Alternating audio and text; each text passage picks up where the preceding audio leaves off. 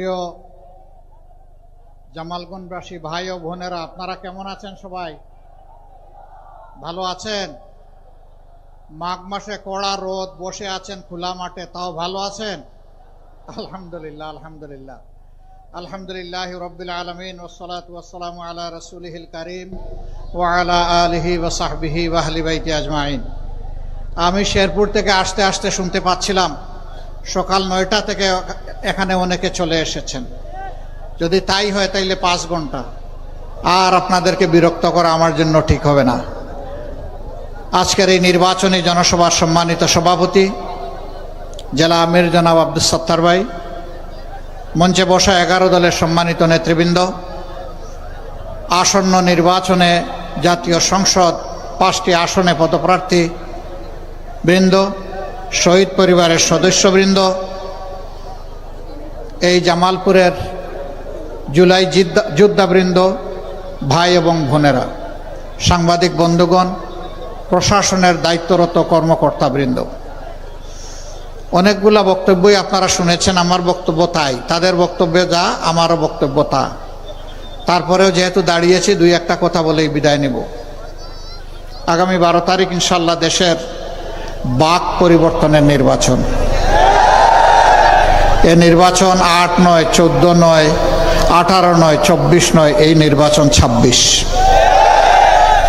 এই নির্বাচন 1400 শহীদের রক্তের উপর দাঁড়িয়ে নির্বাচন। এই নির্বাচন 34,000 আমাদের ছেলেমেয়েদের পঙ্গুত্বের নির্বাচন। এই নির্বাচন আয়নাগরের অন্ধকার যুগের অবসানের পরের নির্বাচন। এই নির্বাচন জামাতে ইসলামী সহ সকল তৎকালীন বিরোধী রাজনৈতিক নেতৃবৃন্দের দুনিয়া থেকে বিদায় নেওয়ার পর শহীদ পরিবারগুলোর হাহাকারের অবসানের নির্বাচন। এই নির্বাচন অতীতের 54 বৎসরের যে রাজনীতি ফেসিবাদ তৈরি করেছে, সেই বস্তা পচা রাজনীতির কবর রচনার নির্বাচন। অতএব এই নির্বাচনকে নিতে হবে সেই দৃষ্টিকোণ থেকে ইনশাআল্লাহ। নির্বাচনে কয়টা ভোট? প্রথম ভোট হার পক্ষে ইনশাআল্লাহ। হা জিতলে বাংলাদেশ জিতবে, হা পরাজিত হলে বাংলাদেশ পরাজিত হয়ে যাবে। আমরা কি বাংলাদেশকে জিতাবো না পরাজিত করব? ধন্যবাদ আপনাদেরকে। হা মানে আজাদি, না মানে গুলামি। যারা আবার আমাদের গলায় গুলামির জিঞ্জির পরাতে চায়, তারাই কেবল হা ভোটের কথা বলতে পারে, না ভোটের কথা বলতে পারে।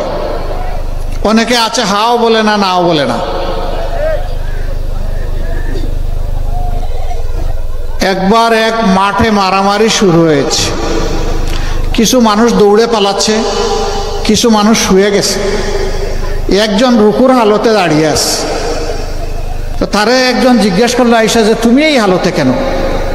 বলে, ভাই যারা দৌড়াচ্ছে আমি তাদের দলেও নাই, আর যারা শুয়ে গেছে এদের দলেও নাই, আমি নিরপেক্ষ, এই জন্য আমি মাঝামাঝি আছি। কিছু দল তারা হা ভোটের ব্যাপারে স্বস্তির সাথে কিছু বলতে চান না।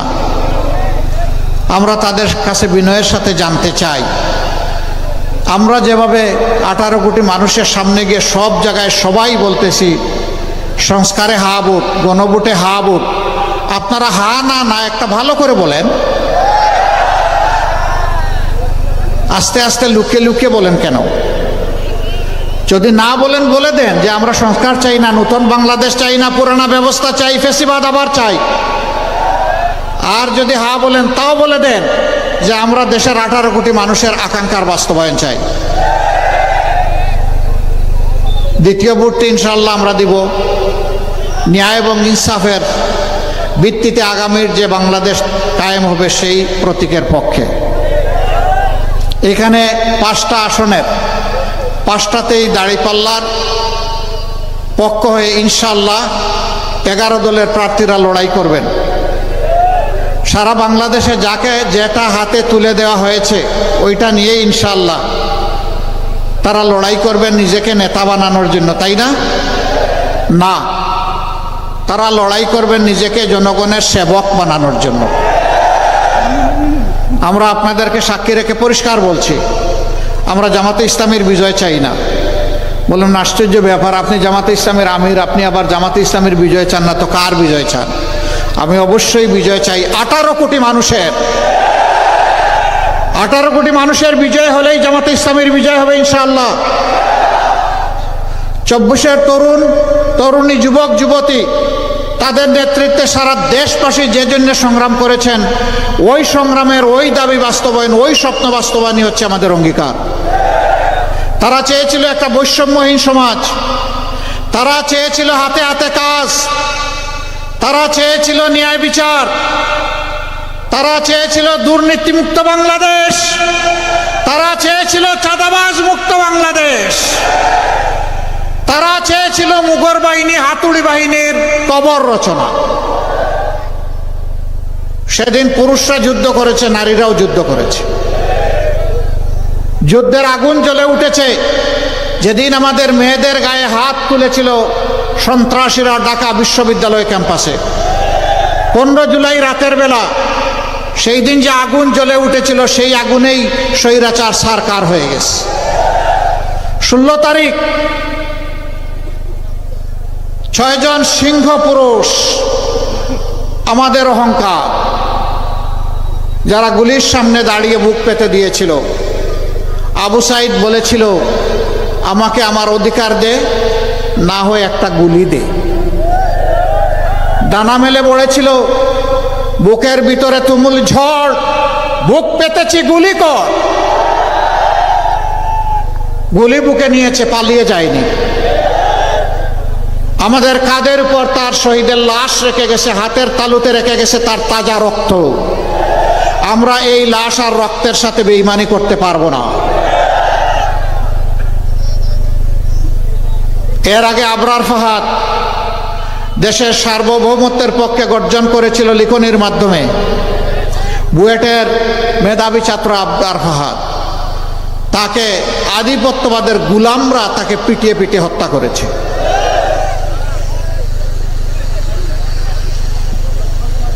শরীফ উসমান বিন হাদি নিজেই এক বিপ্লবের সেনাপতি, তাকেও ওই আধিপত্যবাদের গুলামরাই তাকে খুন করেছে।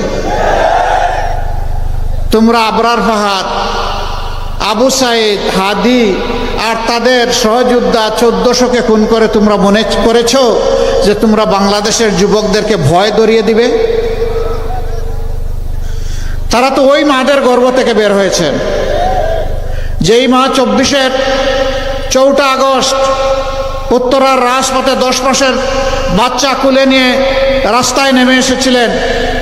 সাংবাদিকরা জিজ্ঞেস করেছে, আপনি এই সাংঘাতিক কাজ করতে গেলেন কেন? তিনি বলেছিলেন, কি সাংঘাতিক কাজ করেছি? বললেন যে এই 10 মাসের অবুজ সন্তান বুকে নিয়ে আপনি এখানে আসছেন, তো কি হয়েছে? আপনি দেখতে পাচ্ছেন না মুহুর্মুহু গুলি আর খাড়ি খাড়ি লাশ? যদি গুলি এসে আপনাকে, আপনার সন্তানকে এফুড় করে দেয়, আলহামদুলিল্লাহ, আমিও শহীদের কাতারে, আমার সন্তানও শহীদের কাতারে মিশে যাব। এরপরে বলে, বেটা শুনো, আজ কুলের বুকের একটা সন্তান আমাকে আল্লাহ দিয়েছেন, সেই সন্তান বুকে নিয়ে আমি রাস্তায় এসেছি আওয়াজ দেওয়ার জন্য। আজ রাস্তায় বাংলাদেশের যে কোটি তরুণ তরুণী, যুবক যুবতী, ওদেরকে বলতে, আমি তোমাদের মা, তোমরা লড়ে যাও, দেশের জন্য শহীদ হও, পিছপা তোমরা হবে না। আমি সেই সাহস দিতে এখানে এসেছি। এই মাকে স্যালিউট। যেই মায়েরা এই ধরনের সন্তান জন্ম দিতে পারেন, ইনশাআল্লাহ এই বাংলাদেশ পথ হারাবে না।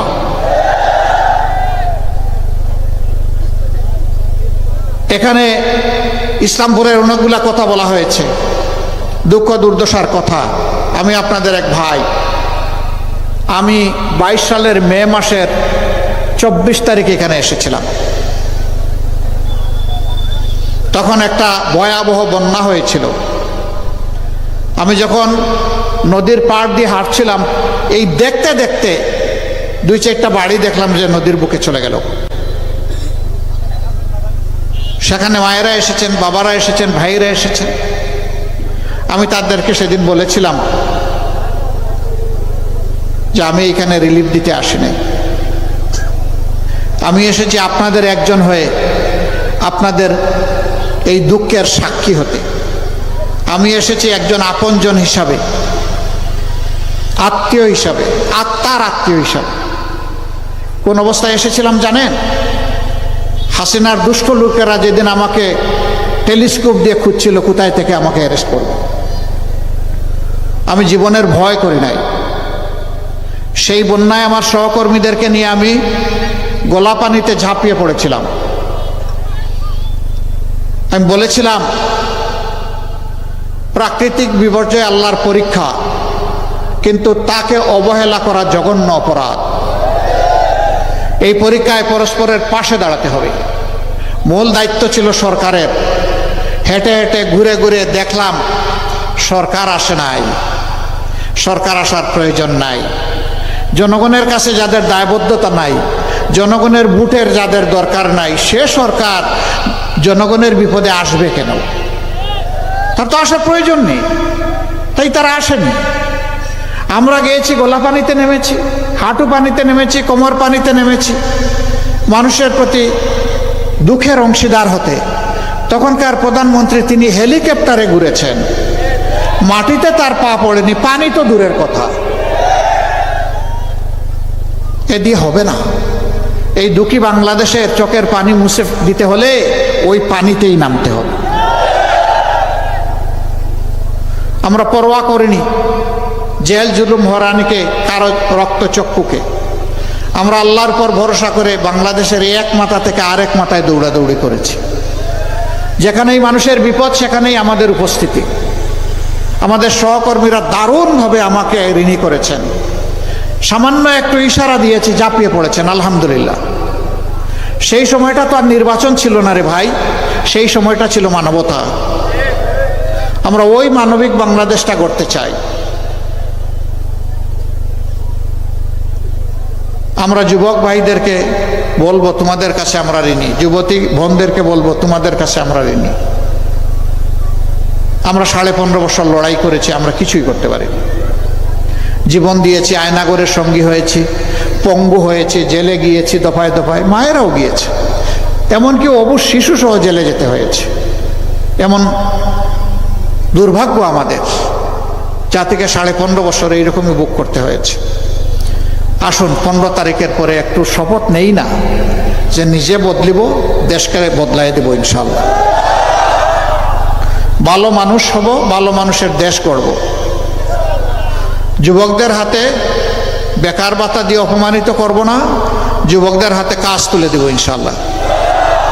এখানে special economic zone, double rail line, নদী ভাঙ্গনের উপযুক্ত ব্যবস্থা নেওয়া, তারপরে নকশিপল্লী গড়ে তুলে মায়েদেরকে স্বস্তির সাথে কর্মসংস্থানের সম্মানজনক ব্যবস্থা করে দেওয়া সহ মেডিকেল কলেজ হাসপাতালকে তার কাঙ্ক্ষিত মানে পৌঁছায় দেওয়া।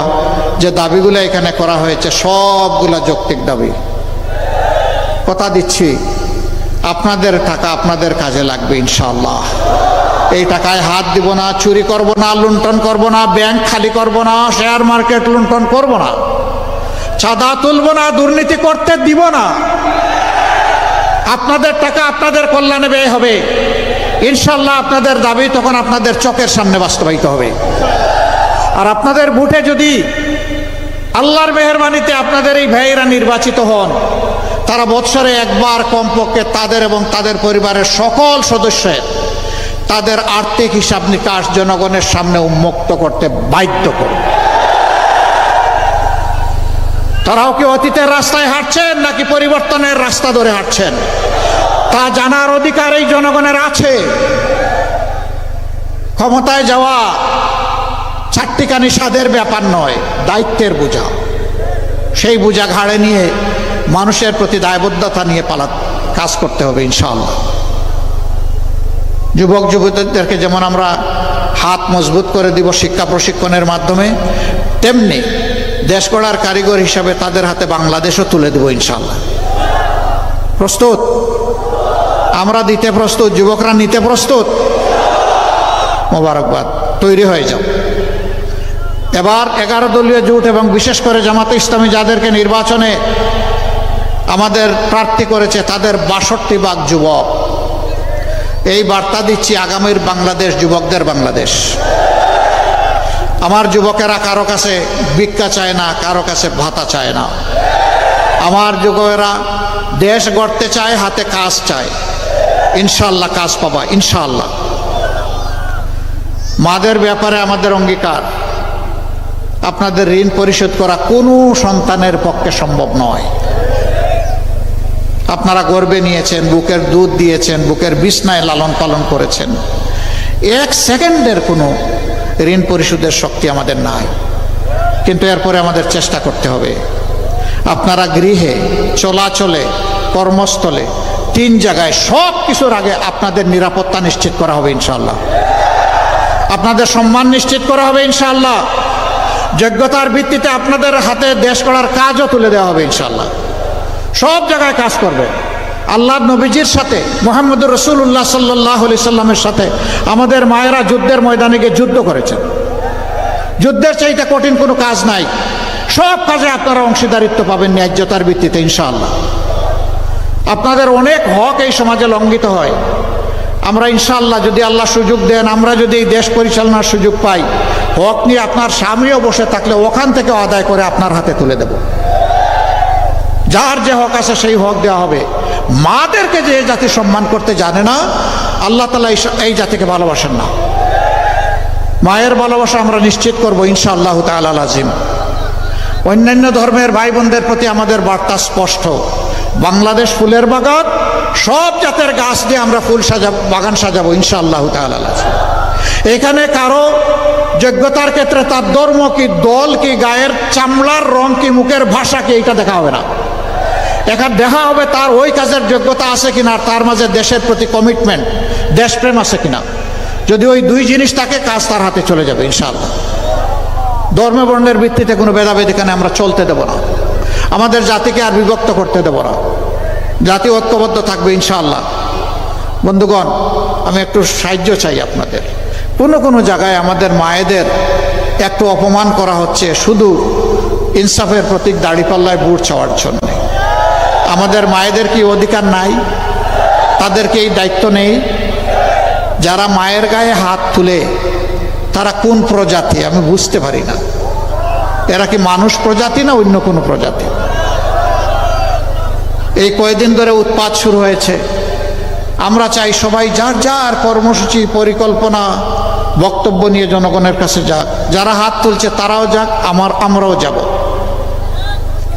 আমি মাদেরকে বলবো, আমরা আপনাদের সন্তান, আপনাদের অপমান আমরা সহ্য করব না। একদম সাফ কথা, সহ্য করব না। যদি কোনো দুর্বৃত্ত আপনাদেরকে কোনো কটু কথা বলে, চোখে চোখ রেখে বলবেন, আমি মা, আমি তোমাকে পরোয়া করি না, আমি পরোয়া করি আল্লাহ তাআলাকে।